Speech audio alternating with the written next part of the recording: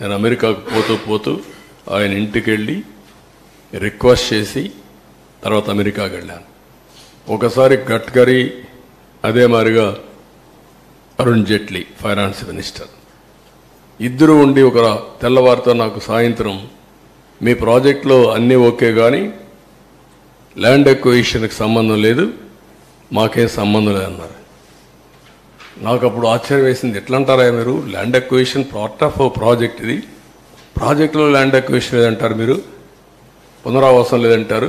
పునరావాసం land acquisition లేకుండా project అయిపోతుందా అని రాత్రంతా స్టడీ చేసి ఆఫీసర్లందరినీ రాత్రంతా మేలుపెట్టి తెల్లవారికి ఒక నోట్ తయారు చేసి మళ్ళా నేను గడ్కరీ దగ్గరికి వెళ్ళి అదే మరి అరుణ్ జైట్లీకి వెళ్ళి, నువ్వు సుప్రీంకోర్టు లాయర్వి, నువ్వు అర్థం చేసుకో, నువ్వే చెప్పు, ఒక ప్రాజెక్ట్ నేను యాక్ట్ చెప్తున్నా, నేను ఆర్గ్యూ చేసిన తర్వాత ఆయన కూడా ఇంకేం మాట్లాడకుండా నువ్వు చెప్పింది రైట్ అనే పరిస్థితికి వచ్చాడు.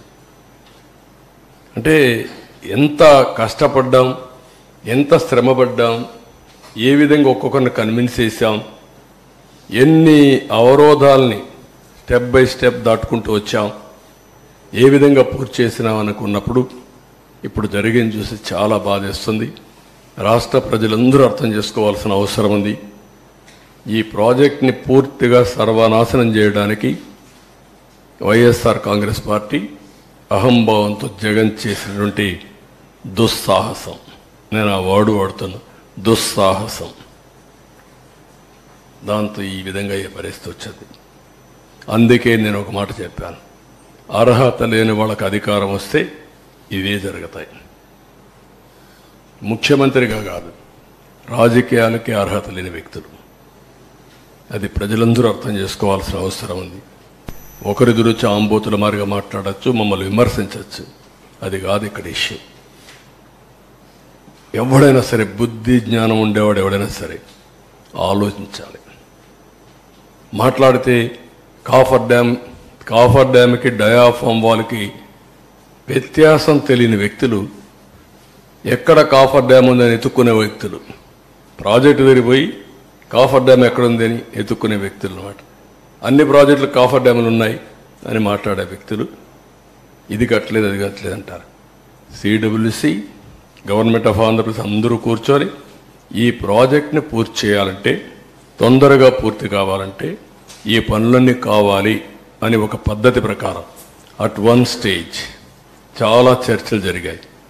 అసలు కాఫర్ డ్యామ్ అవసరమా లేదా, కాఫర్ డ్యామ్ లేకుండా ప్రాజెక్టు కట్టగలుగుతామా అని కూడా చర్చలు జరిగాయి. కాదు, సేఫ్టీ ఉంది, ప్రాబ్లమ్స్ ఉన్నాయి, కాఫర్ డ్యామ్ కూడా పర్మనెంట్ కాదు, కాఫర్ డ్యామ్ 2 ఏళ్ళలో 3 ఏళ్ళలో ఉంటుంది. వాటర్ డైవర్షన్కే కాఫర్ డ్యామ్. ఆ డైవర్షన్ ఒక 2 ఏళ్ళలో అది కూడా వీక్ అవుతుంది. తర్వాత అది కూడా దాని లైఫ్ కూడా ఒక 4-5 ఎన్నేళ్ళు అండి, ఇది 3 years 4 years 3 to 4 years అంతే. కాఫర్ డ్యామ్లో 3 to 4 years. అంత లోపల డయాఫామ్ వాళ్ళు వేసుకుని దానిపైన ఈసీఆర్ఎఫ్ కట్టి మొత్తం పూర్తి చేస్తే స్టెబిలైజ్ అయిపోతుంది ప్రాజెక్ట్. ఇది బాధాకరమైన సంఘటన. అందుకే ఫస్ట్ పేపర్ అతి సున్నితమైన ప్రాజెక్ట్, రాష్ట్రానికి జీవనాడి.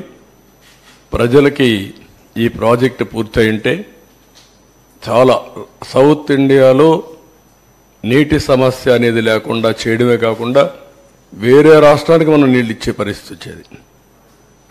అటు తమిళనాడుకు తాగునీరు కానీ, ఒకవేళ తెలంగాణకు నీళ్ళు ఇచ్చే పరిస్థితి వచ్చేది. నేరుగా నాగార్ సరస్సు తీసుకుపోగలిగితాయి.